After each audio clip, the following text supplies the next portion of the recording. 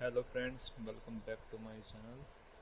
तो आज हम बात करेंगे कि हम इंग्लिश की तैयारी बेटर तरीके से कैसे करें।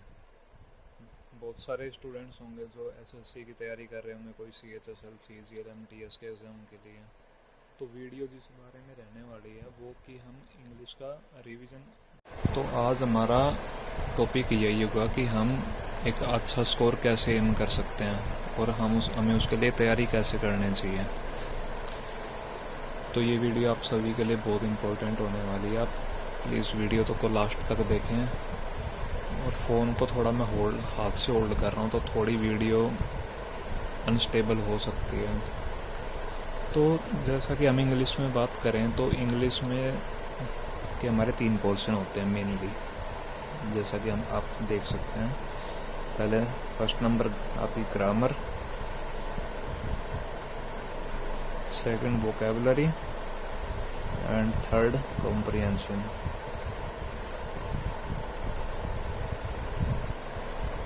ये 3 आपके इंग्लिश के पूरे इंग्लिश के मेन पिलर्स हैं। इनके बिना आप किसी भी एक चीज़ को अवॉइड नहीं कर सकते हैं। और इसमें जो चीज़ सबसे इम्पोर्टेंट है वो आपकी ग्रामर है, और कॉम्प्रिहेंशन तो है ही आपकी सबसे इम्पोर्टेंट। क्योंकि आप सिर्फ रूल्स पढ़ लेंगे, अगर आपको एक इंग्लिश अगर पढ़ने की समझ ही नहीं है तो ऐसा नहीं चल सकता ना। तो आपकी एक बेटर अंडरस्टैंडिंग होनी बहुत अच्छी है। तो आपको कॉम्प्रिहेंशन पे ध्यान देना बड़ा ज़रूरी है। और वोकैब भी उतनी इम्पोर्टेंट है, क्योंकि वोकैब के पोर्शन से लेके कॉम्प्रिहेंशन तक आपको सभी जगह पे इसकी ज़रूरत पड़ेगी कि आपकी वोकैब अच्छी होनी चाहिए। चाहे आप किसी भी फील्ड में एग्ज़ाम दे रहे हो, चाहे आप एसएससी दे रहे हो, चाहे आप बैंकिंग दे रहे हो। बैंकिंग में तो आपको और आपकी वोकैबलरी और अच्छी होनी चाहिए। आप चाहे सीडीएस दे रहे हो, आप चाहे कोई भी एग्ज़ाम दे रहे हो।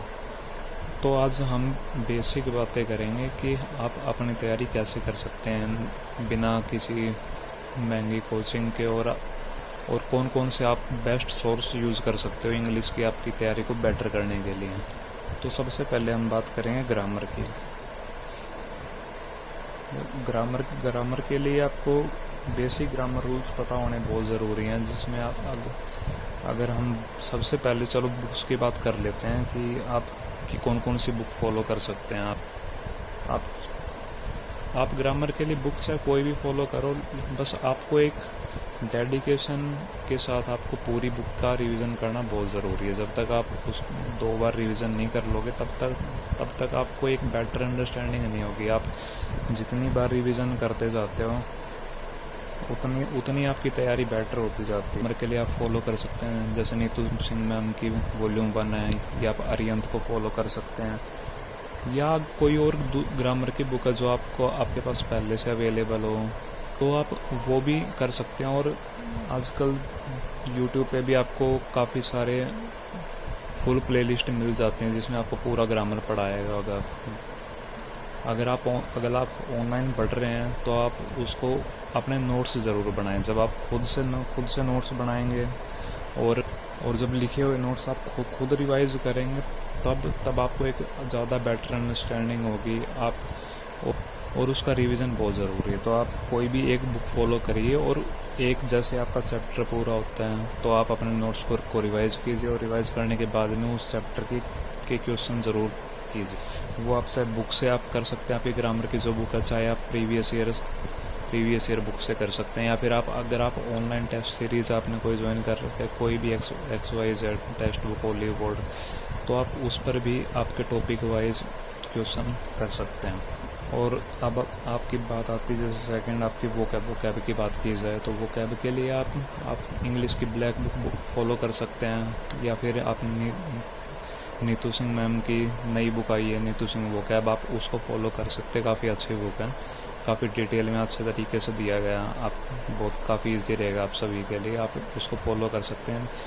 उसको आप रिवीजन कीजिए और खुद ट्राई कीजिए कि आप खुद उसको लिखें, क्योंकि जब तक आप लिखेंगे नहीं तब तक आपकी वर्ड कैचिंग पावर इतनी ज़्यादा नहीं बढ़ेगी। तो जब आप किसी वर्ड को 2 या 5 बार लिखते हो तो अपने आप ही आपके एक सबकॉन्शियस माइंड में वो वर्ड बैठ जाता है। आप 4 बार रिवीजन करोगे तो आपको बाद में याद रहेगा कि हाँ मैं ऐसा कुछ वर्ड पढ़ा था।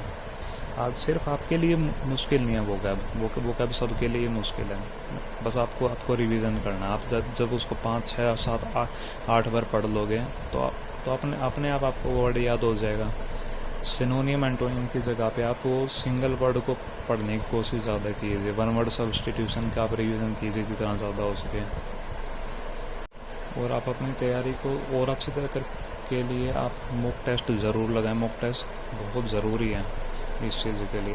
अगर आप मॉक टेस्ट लगाते हैं तो अपने आप आपके सब्जेक्ट का आपका रिवीजन होता है। आपके साथ आप अपना रिवीजन कीजिए और साथ ही साथ मॉक टेस्ट ज़रूर दीजिए। और जब आपको डिटेल 4 ऑप्शन का भी एनालिसिस मिलता है, जैसे आप वो कैब की तैयारी कर रहे हैं तो आपको उस जो आपके वर्ड से जो 4 ऑप्शन होंगे उन सभी की आपको प्रॉपर एक्सप्लेनेशन मिलेगी। तो आप ट्राई कीजिए जितना हो सके आप ऑनलाइन भी प्रैक्टिस करें। आप टेक्स्ट बुक का भी यूज़ कर सकते हैं। हम बात करते हैं तीसरा नंबर अपना कॉम्प्रिहेंशन की। कॉम्प्रिहेंशन के लिए आपको कोई स्पेशली बुक यूज़ करने की ज़रूरत नहीं है। आप कोई भी न्यूज़पेपर को फॉलो कर सकते हैं। अगर आपको न्यूज़पेपर आपको एक, क्योंकि बहुत लोगों का होता है कि जैसे 2 दिन आपने किया, तीसरे दिन आप शौक मतलब मन ही नहीं करता है किसी करने के लिए। तो आप ट्राई कीजिए कि हाँ थोड़ा इंग्लिश में, या फिर आप कोई ऑनलाइन कंटेंट देखते हैं, कोई आप वेब सीरीज़ देख रहे हैं या फिर कुछ भी वीडियोज़ है, तो आप चाहे उनको सबटाइटल्स उनके ऑन करके उसको इंग्लिश में देखने की कोशिश कीजिए जिससे आपकी इंग्लिश की एक बेटर अंडरस्टैंडिंग बैठेगी। या फिर आप अगर न्यूज़पेपर पढ़ सकते हैं तो आप वो ज़रूर कीजिए। या फिर आप कोई नोवेल आप अपने साथ ज़रूर रखिए। जो आप फ्री टाइम दिन में आप 1-आधा घंटा ज़रूर निकाल सकते हैं कोई भी एक्स्ट्रा स्टडीज़ के लिए, आप जिसमें आप कोई नोवेल पढ़ सकते हैं या फिर कोई और बुक है। और ट्राई कीजिए कि वो हाँ इंग्लिश मीडियम ही हो, इंग्लिश में आप पढ़ेंगे तो आपकी अपने आप एक रीडिंग स्किल्स बेटर होती चले जाएंगे। क्योंकि आप इंग्लिश का कॉम्प्रिहेंशन का बहुत बड़ा रोल होता है। आप एसएससी का एग्ज़ाम दोगे तो आपके इसमें भी आएंगे 2 से 2 तो आएंगे ही। और अगर आप बैंक का एग्ज़ाम देते हैं तो उसमें तो काफ़ी ज़्यादा आते हैं आपका। तो उस ट्रेनिंग होनी ज़रूरी है ताकि आप उसको समझ पाएँ कॉम्प्रिहेंशन को, कि कॉम्प्रिहेंशन की टोन क्या है वो आपको ज़रूरी है समझना। Thank you guys. वीडियो आपको पसंद आए तो सब्सक्राइब ज़रूर कीजिए और वीडियो को लाइक कीजिए।